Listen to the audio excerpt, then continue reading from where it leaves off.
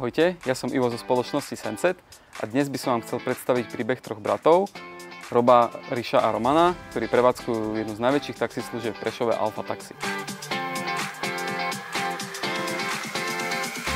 Ako ste sa dostali k taxislužbe a kedy vznikla Alfa Taxi?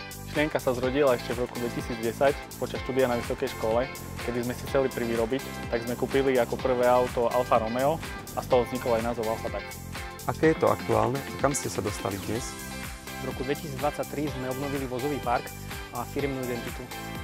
Aktuálne naberáme nových ľudí, rastieme a sme jedna z najväčších taxislužieb v Prešove. Áno, prosím, Alfa Taxi. Dobrý deň, poprosím taxík od Teska Vlkov ku Maxu. Dobre, tak za nejakých 7 minút maximálne by som tam mal byť. Ďakujem. Majte sa, doplň.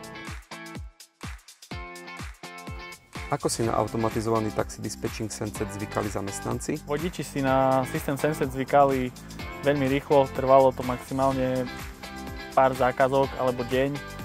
Systém je veľmi intuitívny, naučí sa to každý jeden vodič bez ohľadu na to, či funguje v taxíku dlhodobo alebo je to nový vodič.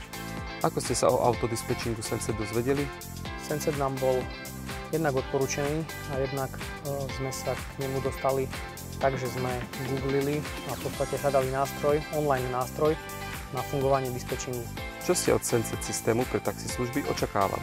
Naša požiadavka bola, aby sme mali prehľad o zákazkách, štatistiky, denné, mesačné, aby sme si vedeli porovnať,